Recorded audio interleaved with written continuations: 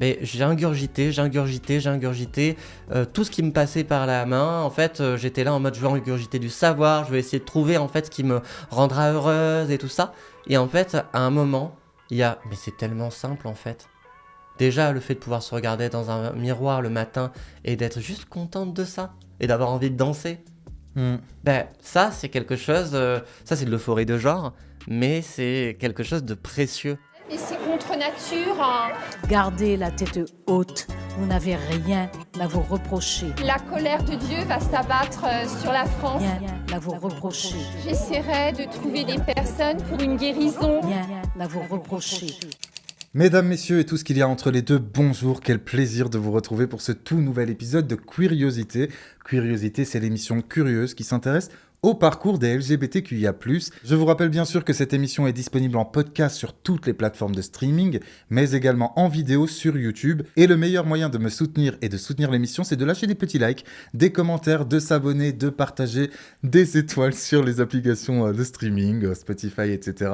Et aujourd'hui, j'accueille une invitée très particulière parce que c'est une amie déjà, et oui, première fois que je reçois une pote dans l'émission Curiosité, et aussi particulière parce qu'elle a plein de choses à nous dire. Bonjour Angélique. Bonjour Ivo. Comment ça va ? Écoute, de retour de chantier. De retour de chantier, De ok. retour de chantier, oui, parce que je suis une femme trans du BTP. Voilà. Ah ouais, ok. Voilà. Je me suis préparé et puis voilà, j'ai laissé tous mes soucis de côté. Non mais pour toi, venir te rejoindre. T'es Wonder Woman, parce que genre, il y a quelques minutes, elle était sur un chantier, elle ne ressemblait absolument pas à ça. Oui. Et là, c'est l'élégance incarnée. Ivo a les photos. J'ai les photos, je vous les mettrai. Non.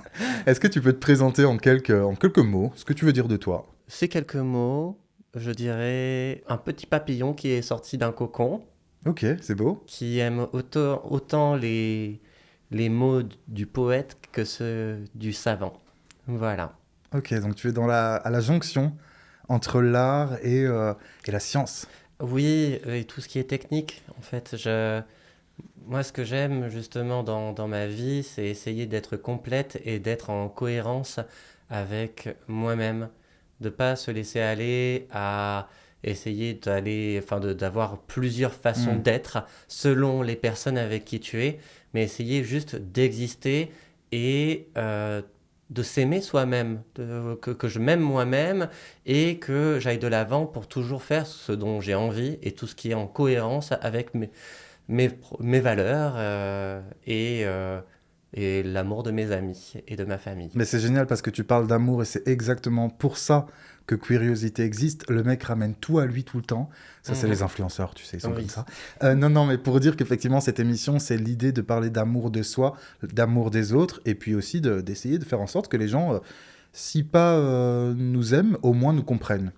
J'ai une dernière question avant la toute première rubrique. Est-ce que tu peux me dire pourquoi tu as accepté mon invitation, Angélique, aujourd'hui ? Alors déjà parce que ce monsieur est très beau, très swaggy, trop parfait, juste parce qu'en fait, t'es une belle personne. C'est vrai, oui, c'est vrai. J'ai pris le temps de te connaître en plus, ça fait un an. Ça fait plus d'un an. Voilà, et puis je sais que tu as les compétences et aussi l'audimat pour en fait faire infuser tout ce petit savoir et tout ce respect des personnes queer. Et je pense que c'est le but que tu as à travers tes émissions, tes livres et tout ce que tu fais. Voilà. Exactement, merci beaucoup, je suis rincé là. Enfin là, tu m'as... Là, je peux rentrer chez moi, quoi. Je peux arrêter l'émission. Tu restes. Non, oui, il reste quelques minutes quand même. Alors, juste pour vous dire qu'aujourd'hui, on va donc parler de transidentité, mais pas que. Et pour comprendre un peu tout ça, j'ai une nouvelle rubrique, ça s'appelle le Dico Queer. Un mot pour tous, tous pour un mot. Un mot pour tous, tous pour un mot. Pour mieux te comprendre, Angélique, et pour mieux comprendre toutes les personnes trans ou en transition, voici quelques mots qu'on doit développer. Est-ce que tu es prête ? Je suis prête à développer. Tu es prête à développer. Alors on commence avec, c'est quoi le genre déjà ? Ou l'identité de genre ? Je pense que la meilleure façon de le comprendre, c'est avec le jeu vidéo. Ah ouais ? Oui. Pourquoi ? Parce qu'en fait, dans des jeux vidéo type MMORPG, en fait, il y a plein de classes qui existent. Je sais pas, on peut être prêtre, démoniste, paladin, voilà. Et en fait, dans notre société occidentale, et depuis assez longtemps quand même, il y a en fait 2 classes qui sont hommes et femmes, Oui. avec des rôles qui sont répartis. Le sexisme, c'est quelque chose. Le sexisme va dire, bon, toi, tu es destiné à tel rôle, mais parce qu'en fait, tu as un pénis, et toi, tu as Vagin, un vagin, voilà, et tout. Mais Une tu vulve, vas, une vulve, voilà. Je cherchais le mot, ça fait Une longtemps que j'en ai vulve. pas vu là. Oui, mais je savais pas quoi dire, en fait. Peut-être sans sur Instagram et tout ça, j'avais un peu peur, tu vois. T'inquiète, lâche-toi, on mettra des bips, on mettra des petits Allez, chats. ok. Des petits Oh oui, chats des apparaîtront. petits chats. Là, il y a des petits Oui, chats en ce moment oui, sur le montage. oui. Oh, super. Miaou. Miaou. Et donc, t'as ce sexisme qui destine des gens à des rôles. Aujourd'hui, le genre, c'est tout simplement comment on se ressent dans notre place dans la société, quel est le rôle qu'on a envie de jouer. Et il va y avoir des codes associés en fait à la féminité, à la masculinité, que l'on va s'accaparer ou non. Et donc, par ce choix, il va y avoir la naissance de 2 choses. L'identité de genre, Ok. qui va être en fait la façon dont tu te perçois toi-même. Et l'expression de genre, Mhm. qui elle va être plutôt comment tu vas montrer ce que tu as à l'intérieur de toi-même. Tu peux être une femme trans mais qui est très masculine en fait.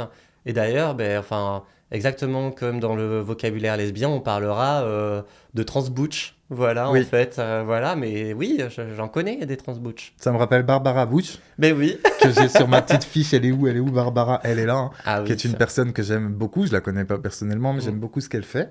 Ok. Est-ce que tu peux me dire ce qu'est une personne transgenre, alors, dans ce cas-là?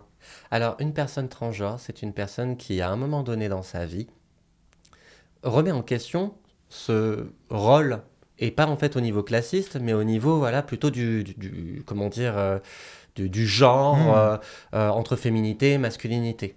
Ok. Et donc là se pose la question de si elle va effectuer un voyage ou pas, justement.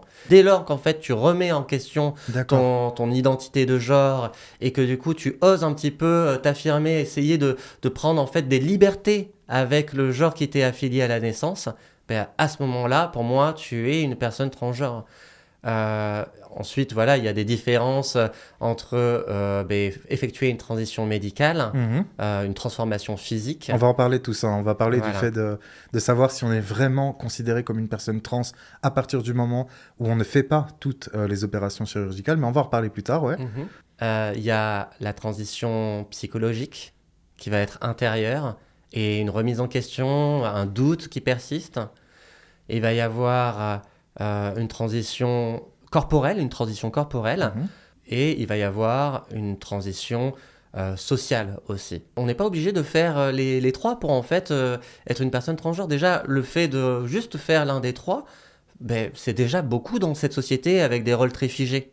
Je rappelle évidemment qu'aujourd'hui, on a ta vision de la transidentité puis de ton parcours à toi. Et jamais Curiosité ne se permettra de donner des vérités sur tous les parcours des LGBTQIA+. Chacun et chacune a sa propre définition et son propre chemin. On vient de parler de personnes transgenres. Est-ce que ça s'oppose à une personne cisgenre? Alors, il n'y a pas d'opposition que de l'amour dans Curiosité, C'est beau, c'est j'aimerais le rappeler. Mais oui, c'est vrai que c'est un peu le contraire. C'est une personne qui n'a pas, ou qui n'a jamais remis en question ce rôle genré, affilié à la naissance. Et donc, en fait, on va peut-être un petit peu trans quand même, ou plutôt cis. Mais en tout cas, il ne faut pas essayer de cloisonner et de faire des étiquettes des prisons. Question pour continuer, c'est quoi le mégenrage? Mégenrer quelqu'un. Alors, mégenrer quelqu'un, c'est parler à cette personne-là en lui rappelant un genre qu'il n'aime pas du tout. C'est ça. Il ou elle n'aime pas du tout.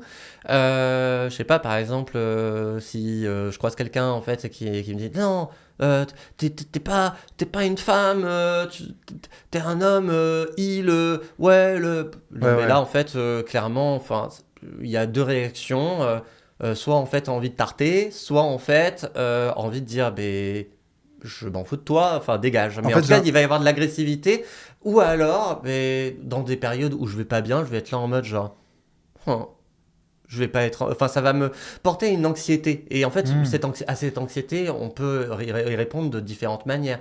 Soit par de l'agressivité, soit par de la tristesse. Je reçois plein de commentaires de personnes sur les réseaux qui me disent « ça m'arrive de mégenrer telle personne trans ». On est d'accord que ça peut arriver Oui, de mégenrer. bien sûr. En fait, comment dire, c'est le fait de répéter le mégenrage encore et encore qui peut être vraiment considéré comme une insulte. Vraiment. Mégenrer quelqu'un, moi, en fait, le nombre de fois où on m'a dit « il » dans une phrase et je fais « elle ». Et en fait, c'est un petit rappel, genre... En plus, les gens qui sont pas trop, comment dire, dans l'univers LGBT, souvent, ils sont là en mode... Ah, mais attends, mais ça me... Enfin, pourquoi je devrais, en fait... Faire l'effort de... Mais écoute, je t'appelle par ton prénom, tu m'appelles par mes pronoms. Voilà. Ah, pas mal. Mais effectivement, en fait, c'est juste que c'est ce qu'on disait tout à l'heure, l'identité, elle est sur un spectre. Et j'ai l'impression que pour certaines personnes, commencer à utiliser les bons pronoms pour les personnes trans, ce serait dépasser ce qu'on nous a appris, quoi. Oui, ça serait en fait remettre en question ce concept de norme. Une norme sur un spectre, c'est tout simplement une limite qui est fixée de manière sociétale, tacite, ou bien en fait, ou dite, où en fait on dit, cette norme-là, il ne faut jamais que tu la dépasses. Et donc du coup, tu vas pas aller voir de l'autre côté. Il y a certains hommes qui, en fait, en restant bloqués dans ces normes, ne se remettent absolument pas en question. Remettre en question la norme, c'est remettre en question en fait tout le spectre et mettre en doute en fait son existence sur le spectre d'opposition entre deux termes. Et là, on parle plutôt de hommes et femmes. Et c'est quoi le dead name en anglais, dead name? Le dead name, le nom mort, c'est pas en fait quelque chose que j'aime beaucoup en fait. Moi, je parlerais en fait de prénom de première naissance. Ok, je crois qu'au Québec, mais sans certitude, mais en tout cas certains et certaines utilisent le mot morinon. Morinon, oui, c'est plus joli que dead name parce que voilà. Mais donc prénom de naissance. Non, prénom de première naissance. De première naissance. Ah, parce qu'il y a peut-être une deuxième naissance. Mais oui, en fait, vraiment, et c'est partagé par beaucoup de personnes trans qui effectuent leur transition, il y a vraiment ce côté de renouveau et tout à l'heure, je parlais en fait de cette idée, de cette métaphore de la chenille qui devient papillon. Et en fait, quand j'étais bloqué et avant ma transition, j'ai ingurgité tout ce qui me passait par la main. En fait, j'étais là en mode je veux ingurgiter du savoir, je vais essayer de trouver en fait ce qui me rendra heureuse et tout ça. Et en fait, à un moment, mais c'est tellement simple en fait. Déjà, le fait de pouvoir se regarder dans un miroir le matin et d'être juste contente de ça et d'avoir envie de danser, ça, c'est quelque chose... ça, c'est de l'euphorie de genre, mais c'est quelque chose de précieux. Et en fait, ça à mettre en opposition avec la dysphorie de genre. Ok, qu'est-ce que la dysphorie de genre? La dysphorie de genre, ça va être une sorte d'anxiété qui est tout le contraire d'une euphorie. Une euphorie, voilà, c'est une sorte de joie qui arrive, comme ça, on se sent bien. La dysphorie, c'est quelque chose où on va se sentir mal, vraiment. Et il y a plusieurs types de dysphorie qui existent. Pour tout ce qui peut causer, en fait, la dysphorie de genre, en fait, quelqu'un qui se fait appeler par son dead name tout le temps, c'est une remise en question de son identité. Ça serait comme, je sais pas, t'es technicien et en fait t'es devenu ingénieur, mais il y a tout le monde qui te rappelle en fait, mais t'étais un super technicien auparavant et toi t'aurais trop envie de faire valoir en fait que t'es un super ingénieur et compagnie, mais là t'es là en mode merde quoi, enfin, mais... Bon, ces gens-là, au bout d'un moment, je vais devoir m'en éloigner parce que je suis devenu autre chose, quoi, en fait. T'as des personnes qui, en se regardant dans la glace, en fait, se sentent tellement mal qu'elles n'ont plus envie de sortir de chez elles. Ok. Oui, moi, j'en connais beaucoup, des personnes transfemmes et des personnes transmasques qui, à un moment donné, n'osaient plus sortir de chez elles parce qu'en fait, le fait d'être mégenré, le fait d'avoir des dead names, enfin, qu'on les dead name, mais surtout la dysmorphophobie, c'est-à-dire, mais je me trouve tellement dégueulasse. Enfin, j'ai pas envie de montrer ça aux autres, et j'ai même pas envie de me montrer ça à moi, donc le miroir, je le fuis. Merci beaucoup pour toutes ces explications qui étaient riches et intenses. Je pense avoir tout compris. Si vous n'avez pas tout compris, prenez le temps d'aller sur Google, d'interroger des personnes trans, d'ouvrir votre esprit, simplement. On va tout de suite passer au placard pour s'intéresser un peu à ton histoire. C'est l'heure du placard. Papa, maman, j'ai quelque chose à vous annoncer. Angélique, combien de temps es-tu restée dans le placard concernant ta transidentité? Si tu veux en parler, bien entendu. Que c'est à mes 27 ans, en fait, que je suis sorti du placard. Et tu as quel âge là, si c'est pas indiscret? Et là, j'en ai 29, donc ça fait 2 ans à peu près que je transitionne. Voilà. Et comment tu as vécu cette période de l'enfance / adolescence? Je pense en particulier à l'adolescence, mais tu peux encore une fois me rectifier, mais l'adolescence, c'est le moment où nos corps changent, où nos corps d'enfants deviennent presque des corps d'adultes. Est-ce que tu l'as bien vécu ou mal ou... Extrêmement, extrêmement, extrêmement mal. En fait, même, j'ai eu vraiment de la dissociation. Je me suis senti dissocié de mon corps. Enfin, et vraiment, j'avais pas l'impression que mon corps m'appartenait. Et bref, non, c'était juste horrible.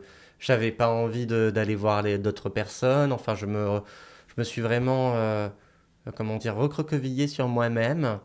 Et c'est que bien après, quand j'ai eu l'occasion de pouvoir expérimenter un petit peu autour du genre, et en fait me libérer un petit peu, être un peu plus féminine, que là, en fait, les choses ont commencé un petit peu à changer. J'ai pu être un peu plus extraverti, tandis qu'avant, c'était impossible pour moi. Et qu'est-ce qui a fait qu'à 27 ans, tu t'es réveillé comme ça, en te disant « je suis une personne trans et je vais surtout l'assumer ». Et en fait, c'est mon père qui a écrit une pièce de théâtre Ok. avec une nouvelle directrice de théâtre trans Mhm. et drag queen, du prénom, avec un prénom voilà, que je connais bien, que vous connaissez bien, c'est celui d'Angélique.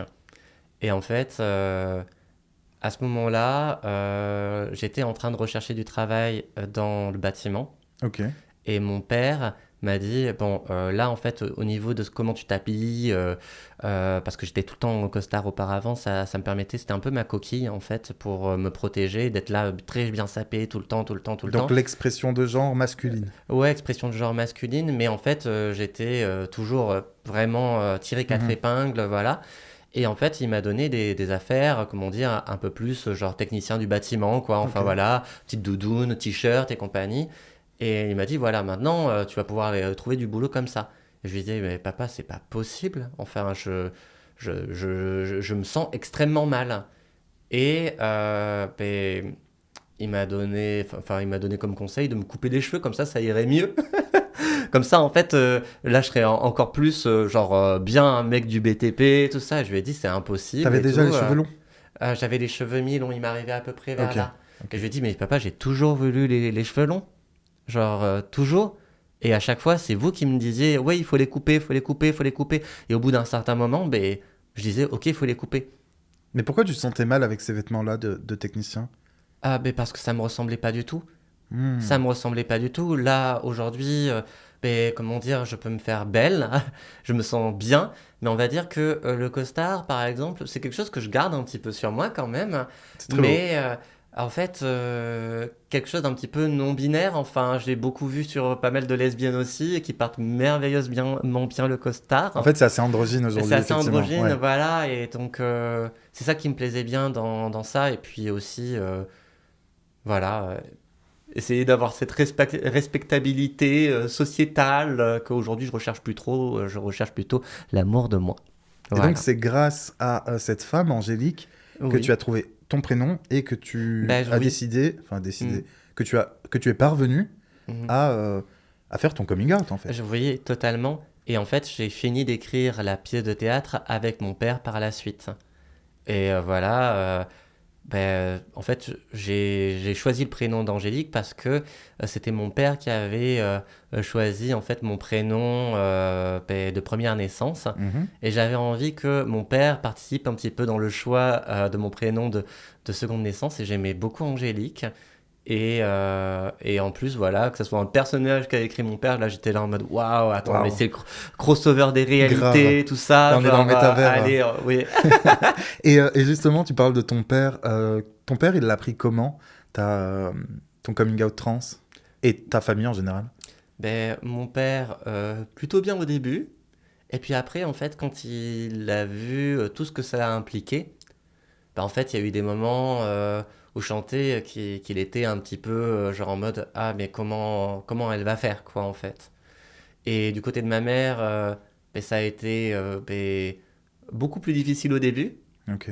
Et puis après, en fait, tout allait beaucoup, beaucoup mieux, quoi. Est-ce qu'il l'avait remarqué, il et elle l'avaient remarqué quand tu étais plus jeune? Ma mère m'a dit, non, mais jamais, en fait, j'ai vu de choses avant qui pourraient laisser dire que machin truc. Mais faut savoir que les parents ne voient pas tout de leur enfant, Bien ne voient entendu. pas toutes les expérimentations qui peuvent se faire. Surtout qu'on essaye aussi de cacher certaines choses. Moi, je suis pas pareil devant mes parents, de plus en plus heureusement, mais Oui. j'ai jamais été qui j'étais devant mes parents. Mais on parle justement effectivement de comment les proches le reçoivent, les amis, la famille, etc. Et très souvent, ils le reçoivent mal, notre coming out, LGBTQIA+. En tout cas, ça arrive, et c'est à cause des clichés. Regarde la transition. On passe tout de suite à la boîte à clichés. Angélique, voici une belle bouche, une autre belle bouche que la tienne, ça en fait deux. Une belle bouche qui parle parfois pour dire d'énormes bêtises, contrairement à toi. Et oui, c'est la boîte à clichés. Je te propose de choisir déjà un cliché sur la transidentité et d'y répondre. Au hasard, bien entendu. La transidentité est un trouble psychologique. T'en penses quoi? Non. La dysphorie de genre, oui. La souffrance, en fait, d'être mal accepté, oui. Mais sinon, c'est un trait de personnalité comme un autre. D'ailleurs, la transidentité, c'est pas le seul moyen de nous définir. J'aime qu'on remarque que je fais de la musique, que je m'habille bien, mais c'est pas forcément... Enfin, il pourrait y avoir une autre personne, il pourrait y avoir une femme cis à l'intérieur de ce costard, qu'elle serait tout aussi belle, quoi.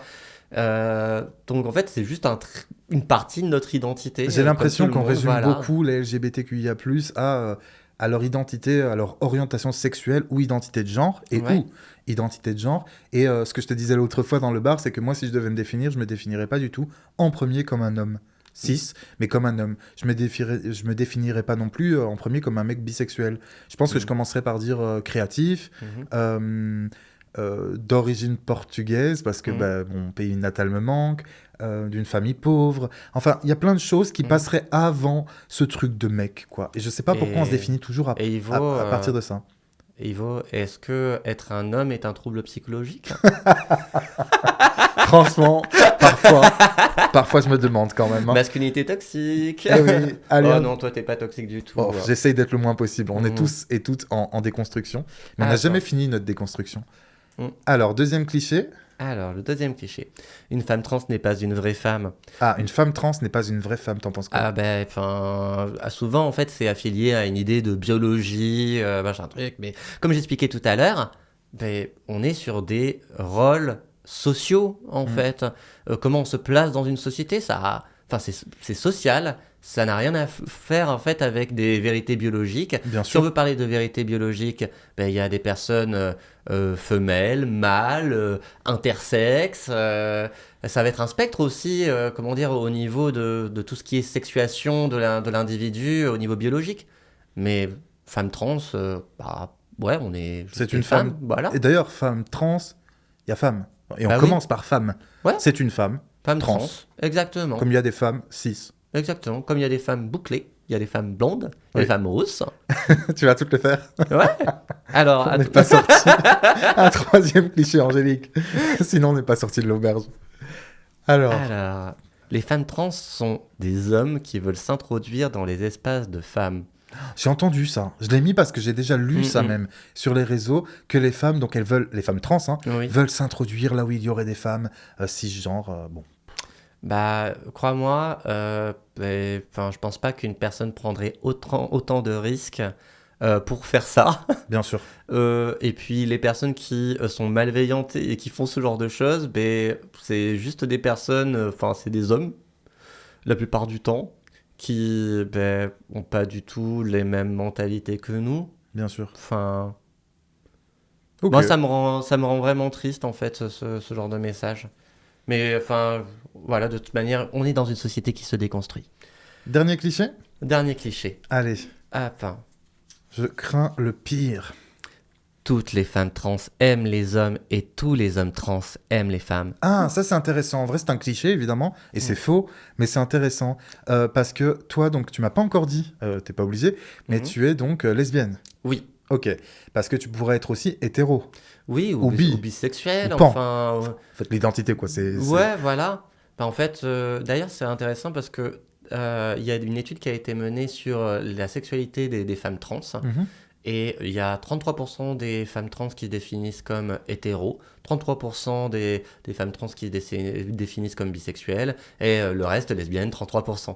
Donc en fait, c'est beaucoup plus, équilibré, et je pense que c'est beaucoup aussi parce qu'on a totalement remis en question le genre, déjà de base, en fait, pour être dans nos transitions. Donc on a eu aussi une facilité à se remettre en question. Mais je pense que franchement, si la société se déconstruit, on arrivera à ces 33%, 33%, 33% chez un peu tout le monde, hein, franchement. J'aimerais aussi préciser quelque chose. Il y a plein de personnes qui semblent ne pas comprendre. Une personne qui est née, je dis bien qui est née biologiquement un homme et qui est attiré par les femmes, il est hétéro. Et quand il transitionne, elle devient lesbienne. C'est ça ? T'inquiète, on a tous des soucis de temps en temps, Ah ouais, et tout, mais c'est compliqué. C'est compliqué. Voilà. En gros, touchez à vos fesses et laissez les gens faire ce qu'ils veulent. Si jamais, en fait, dans ce genre de cas, ce qu'on peut utiliser, c'est le pronom yel, parce que ça va à tout le monde aussi. C'est vrai que Yel, c'est vrai. J'aurais refait ma phrase avec Yel, ça passait crème. Ça passe crème, en fait. Et c'est vrai que quand je reparle, par exemple, je sais pas, d'un de mes ex qui a fait une transition, voilà, j'utilise la tournure IL pour pas en fait invalider sa transition, mais en même temps parce que il y a des tournures de phrases à certains moments, des phrases que j'ai pu dire à l'époque qui en fait étaient avec un genre féminin du coup. Donc IL c'est pas mal. Voilà. Moi, ce que j'aime bien, c'est que dans la langue anglophone, en anglais, les adjectifs, donc beautiful, cet accent est incroyable, strong, etc., en fait, ils sont pas genrés. Oui. Et ça, c'est trop chouette. Et en France, on est obligé de les genrer, ce qui fait que l'écriture inclusive peut être très pratique. Il nous reste quelques minutes, les copains et copines, pour faire le parcours de l'invité. Suivez cette route sur 5 km. Angélique, peux-tu nous dire ce que tu fais dans la vie comme métier ? Même si on a déjà eu des petits indices. Moi, je suis apprenti dans la climatisation, la plomberie, l'électricité et le photovoltaïque. Voilà, j'ai commencé il n'y a pas longtemps, dans ma nouvelle entreprise.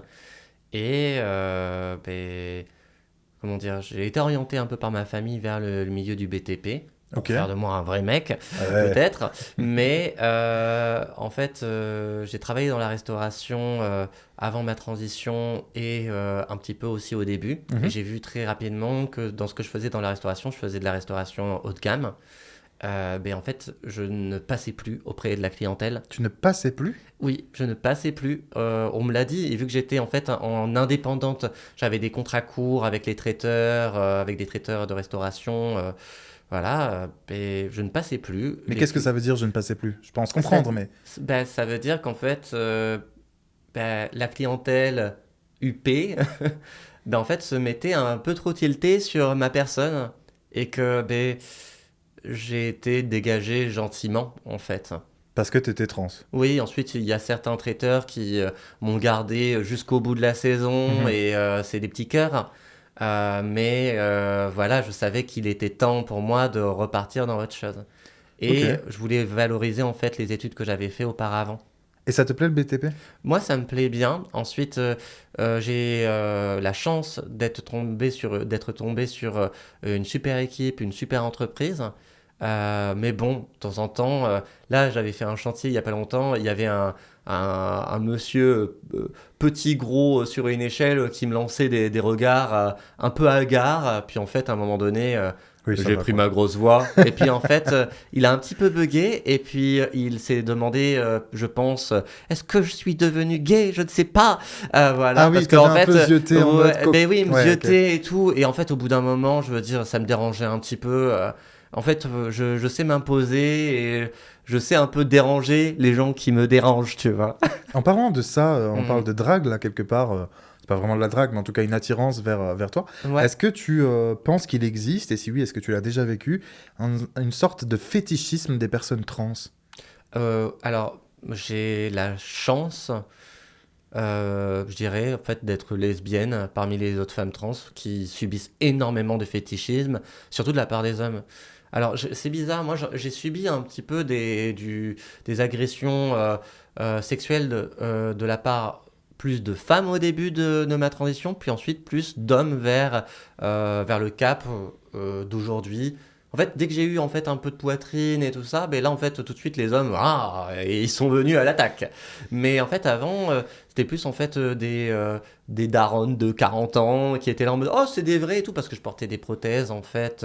Et elle touchait Ma comme mère ça? et elle touchait comme ça en mode c'est des vrais machin Mais sans truc. demander? Sans demander, ouais. Ok. Enfin, genre, mais parce qu'en fait, dans leur tête, je sais pas, oh, t'es drague, machin truc, genre, c'est un costume, allez, on peut toucher, c'est qu'un costume. Et il y a une amie, on lui a même, en fait, enlevé sa perruque pour rire, Oh, alors qu'elle a des. Enfin, enfin, voilà, c'est horrible, quoi, en fait. Et, enfin, aujourd'hui, je dirais que, ben, vu que j'ai un. Enfin, je sais m'imposer, que j'impose une certaine confiance quand Clairement. je sors, Mm. ben, en fait, on me fait plus trop chier. Et ça, c'est un conseil pour vous toutes, vous tous, vous tous. Franchement, ayez confiance dans la rue, comme ça, il y aura moins de personnes qui vous emmerdent. Et puis, comment dire, quelqu'un qui se fait emmerder, ben, il n'y a pas forcément à avoir une réponse agressive. Faites attention, parce que il m'est déjà arrivé d'être un petit peu agressif, mais qui est 10 personnes juste à côté de la personne qui vous agresse. Donc, mais enfin, prenez soin de vous, et surtout, ayez confiance, et prenez en fait l'espace public comme étant aussi votre lieu d'expression. Y a-t-il des modèles ou des figures trans qui t'ont inspiré dans ton parcours de transition? Oui, et en fait, le plus drôle, c'est que c'est des personnes qui sont plus jeunes que moi. D'accord. Ouais. Et en fait, vraiment, la personne à qui je pense aujourd'hui et qui m'a vraiment beaucoup aidé au début de ma transition, Mhm. C'est Changeline. Changeline qui est une artiste rappeuse, chanteuse de Grenoble. Changeline. Changeline, ouais. Vraiment, elle chante en anglais et parfois elle verse des petits mots en français comme ça et tout. Et j'adore son style parce qu'en fait, genre c'est une meuf qui dépote en fait. Elle s'impose comme étant la femme qu'elle a envie d'être, même si ça sort en fait des codes de féminité, masculinité, enfin, on peut être une femme badass quoi en fait. Bien entendu. Voilà. Et en parlant des figures trans, est-ce que tu trouves qu'il y a assez de trans, de personnes trans? D'ailleurs, petit aparté, parce que c'est important de le dire, très souvent, il est préférable, à mon avis, Oui. de dire une personne trans que de dire une trans. Parce que, je sais pas ce que t'en penses, Ouais. c'est juste que du coup, ça renvoie tout de suite à son identité de genre, et pas forcément au fait que c'est une personne avant tout. C'est comme dire un roux, un Ouais, chauve. c'est ça. Le gros, enfin, le la gros. grosse. Ouais, non. Ouais, non, bon. Non. Est-ce que tu trouves qu'il y a une représentativité assez grande des personnes trans dans les médias ou dans la culture populaire en tout cas? Non. Non, moi en fait, le premier personnage, du coup, femme trans lesbienne que j'ai vue du coup au grand écran, mais ça a été Emilia Pérez. Bien sûr. Il Il y a pas si longtemps. n'y a pas si longtemps. Ensuite, bon, je sais qu'il y a des problèmes vis-à-vis de l'actrice en question, tout Oui, ça. de ses opinions. Mais bon, moi j'ai adoré le film et surtout c'était la première fois que je voyais une femme trans lesbienne à l'écran et genre mon Dieu, mais ça fait du bien quoi Et en une fait. vraie personne trans, parce que j'ai l'impression que Ouais. même sur les séries Netflix, etc., quand on montre des trans, pas toujours, mais souvent, j'ai Mhm. l'impression que ce sont des personnes qui jouent des personnes trans. Oui. Moi, en fait, j'aimerais juste qu'on donne des rôles à des personnes trans parce qu'on est déjà minorisé. Mm. Ensuite, si la question ne se posait pas, en fait, de cette minorité et tout, enfin, moi, ça me gêne absolument pas qu'il y ait des personnes trans qui jouent des personnes cis et des personnes cis qui jouent des personnes trans. Mais sauf qu'en fait, on est déjà minorisé, nous, de base. Ben, laissez-nous un petit peu de place. Et puis même, on sera heureuse de jouer enfin, je sais pas, dans des rôles aussi qui sont pas forcément... Liées à la transidentité. Oui, moi je connais par exemple un homme trans qui fait du drag en tant que... enfin, du drag femme en fait. Ah, donc Et c'est drag très queen. puissant. Drag queen, ouais. Drag queen alors que c'est un homme trans. Oh waouh, donc ça doit pas être facile non plus pour Ah, lui, mais de c'est- se réapproprier les codes qu'il a Oui. fui pendant tout un temps. Et vraiment, enfin, il est Oh. incroyable. Allez voir, je sais pas si on peut mettre Bien un sûr. petit, Juste un là petit ou Insta. là. Allez voir Mycelium. Ouais, Mycelium. vraiment. Ok, j'ai Mm. une ou deux dernières questions parce que le temps file et qu'il faut il faut qu'on s'en aille. Oui. C'est un plaisir d'être avec toi. Je pourrais faire une émission de 5 heures. J'aimerais que tu me répondes à cette question. Comment expliquerais-tu à une personne cisgenre pourquoi il est important de parler de transidentité, même si ça ne les concerne pas directement? Mais parce que ça permet de comprendre que l'identité n'est pas une chose enfermée dans une case. Et, euh, et en fait, quand dans la vie, on se sent emprisonné dans un rôle qui ne nous convient plus, ben, qu'on se sente libre de pouvoir en changer. Et je pense que à travers nos transitions, on montre que les codes les plus, enfin les cases les plus solides de la société, ben, quand on veut vraiment et quand on en a besoin aussi, ben, on peut les fissurer pour trouver notre propre chemin. Est-ce que le combat des personnes trans pour leurs droits, etc., passe par le soutien des alliés cisgenres ou pas? Oui. Ensuite, je pense que il y a beaucoup de, comment dire, il faut surtout que les personnes trans arrêtent de se taper les unes sur les autres, je trouve. Ça, tu connais. Moi, je connais très bien. Parce que dans la communauté LGBTQIA+, je le rappelle aussi, Oui. il peut y avoir des discriminations intra-communauté. Mhm. Moi, je me souviens en fait d'une personne qui me disait que j'étais pas suffisamment féminine pour être une femme trans. Que je devais t'étais être pas quelque féminine chose de non-binaire, machin truc. Il fallait quoi? Et, Il fallait quoi de plus? Enfin, Je ne sais pas, mais en tout cas, voilà. Et c'était un moyen pour, en fait, me décrédibiliser, que je me sente mal et compagnie, me faire... Enfin, voilà. Et en fait, cette personne, en même temps, décrédibilisait, en fait, énormément les personnes non-binaires. En mode, ah, mais tiens, mais c'est à cause des personnes non-binaires que là, qu'en fait, on me mégenre. Parce qu'en fait, eux, ils peuvent pas choisir et tout. Donc, du coup, les gens, ils savent pas vraiment. Et donc, du coup, c'est à cause d'eux qu'on se fait mégenrer. Donc, en fait, ben voilà. et ça vient d'une personne trans. Ça vient d'une personne femme trans, oui. Et donc, en fait, je veux dire, non, ça ne peut plus être accepté dans nos communautés. Faut arrêter, en fait, de se remettre la faute sur les uns, les autres, les unes, les autres. Et juste, en fait, être heureux, heureuse de chacune de nos existences. Voilà. Et donc, pour soutenir les personnes trans, il faut à la fois des alliés cisgenres, Oui. LGBTQIA+, ou pas, homosexuels, lesbiennes, etc., mais aussi des personnes trans qui sont bienveillantes et ouvertes d'esprit. Oui. Il faut en fait une famille. Et en fait, il y a des personnes trans qui vont la chercher autre part que dans leur propre arbre généalogique, cette famille.